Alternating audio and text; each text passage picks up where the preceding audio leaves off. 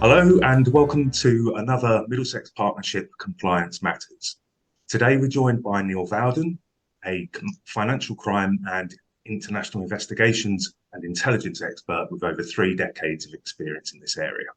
Hi Neil, thanks for joining us. Hi. Today we'll be discussing strategic intelligence analysis. So Neil, why don't you start off with you explaining why strategic intelligence is required in large financial institutions?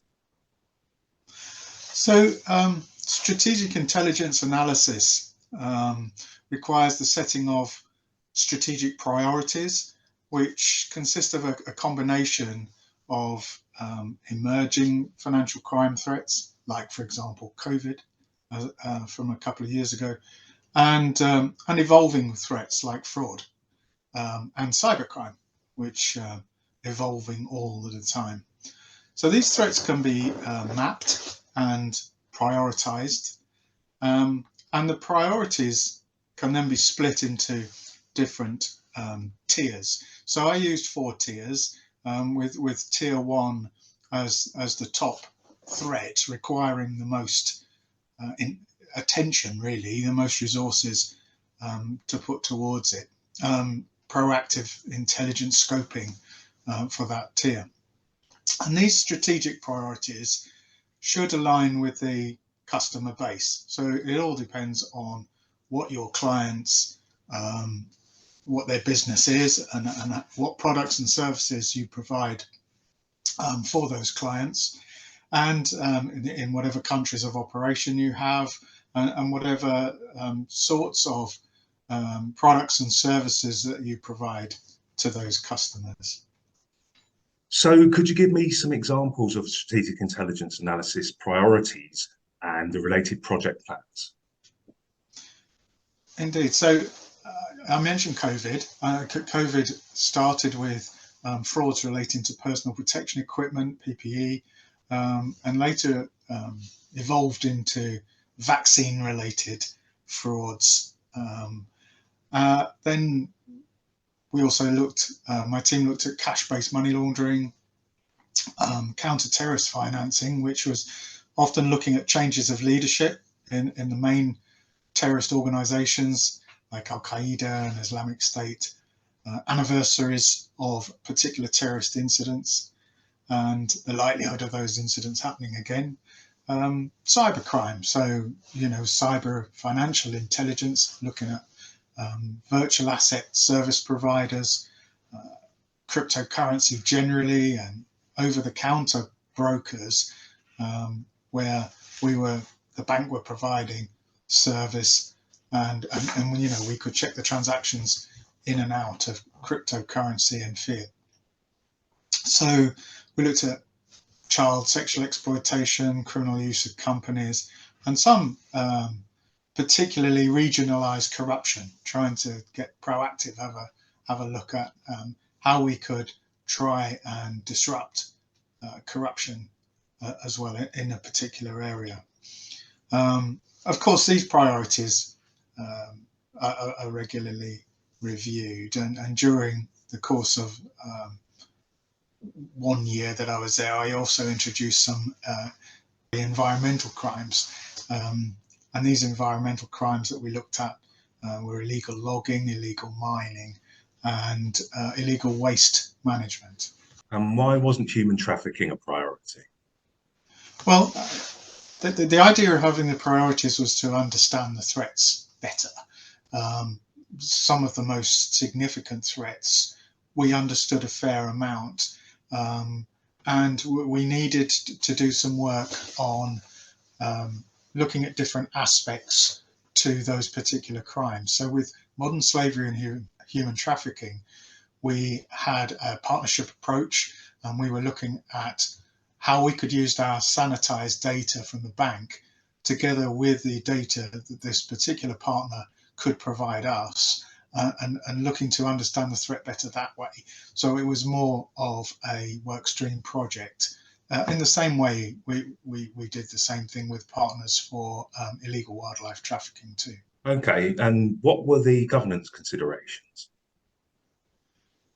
Well, for each priority project plan, as I say, they were designed to protect the bank, mitigate the risk in a proactive way. So I had a triage and prioritization framework that I designed, and we put together for each plan a terms of reference, which were very important because we had to identify the key stakeholders and also the scope and the timescale, because we didn't want these. Well, I didn't want these plans to go on and on and on. I wanted a short boost to understanding that particular threat, and to try and look and see what data we could get from our systems, and so it was to try and do something within a sort of 6-week period, really. And for each plan, key stakeholders will be identified, and as I say, sources of information and data. So the good thing about financial crime is that the variety in the work. You can look at, we could adapt these plans then to look at a particular jurisdiction, or a particular segment of the bank, or even a particular product. And we can identify clients operating in a particular industry through the CDD and KYC information that the bank holds in relation to industry codes, ISIC codes, and identify clients that way as a set of clients that we could put together a network analysis and focus on. So also we reviewed the strategic priorities quarterly, looking at any evolving or emerging threats, and every 6 months we look to move particular threats up and down the tier system, so that we had a particular tier 1 threat which I moved down to a tier 3 after we'd had a particular look at it and found that the financial institution wasn't exposed in particular to that threat. So we didn't use any more resources on that threat. Okay, that makes a lot of sense. What were the outputs that you produced from this data? We did a lot of network analysis, and we were able to put together visualizations, charts, and dashboards. And we did also a lot of transaction analysis as well, looking at value and volume, velocity of transactions, looking at the expected business turnover compared to the actual activity, which is another good indicator of financial crime. And general contextual analysis, open source research, and industry-based information to put the information we had into context. And we used a lot of companies' house data as well, company information through other companies across the world that use a company registration system. And what we then did was to produce outputs in terms of reports and 2-page updates on certain topics. And quarterly we bring out a newsletter covering progress on all of our particular priority projects. But more than that, there was the distribution and the communication of those outputs were particularly important. And we used an exchange network system to communicate our outputs to the regional financial crime teams, some particular high priority countries financial crime teams, and the MLRO network, to get the message out to the business. But also we liaised a lot with the financial crime training team, so that members of my team would do webinars and particular Q&A sessions, often live, to provide the latest up-to-date information about the particular area of interest, and to answer questions from people in the business as to what the latest developments were. So really getting the message out there, and making sure the people who need to know exactly what you're managing to produce and what you're finding. Yes, What indeed. what use did you make of internal data? Well, internal data availability and particular quality aligning to obviously the data privacy considerations, and then the methods of querying that data and making sure that it was properly logged in and kept in such a way that you could access it, other than those that needed to access it. So all of that was very important in terms of our projects. And in a large financial institution, there are literally hundreds of data systems that contain potentially useful information. And it's useful for any financial institution to do a comparison and an analysis of those particular data systems to see what is of use. And also what you'll probably find is that you will probably see that certain systems feed other systems as well, so that you can probably rely on about 50 different systems that you can then query the data in and isolate the information that you want. So you also have to bear in mind that in some particular segments, I'm thinking in particular like the wealth management area, can be quite acquisitive, so that the financial institution will acquire a wealth manager and all the client data and the system that goes with it. And often it's not cost effective to try and integrate that data and put the data into more current system that you're using. So it's often useful, to be able to go into that original source system to get the information that you require for your project. And Neil, is this strategic intelligence analysis useful for a financial institution? Yes, absolutely, because more often than not, the data that you mine from your own systems can be subjected to contextual analysis from external data, and you try and work out what normal looks like, and therefore what unusual and suspicious look like too, and potentially identify outlier information and also unknown unknowns within your data.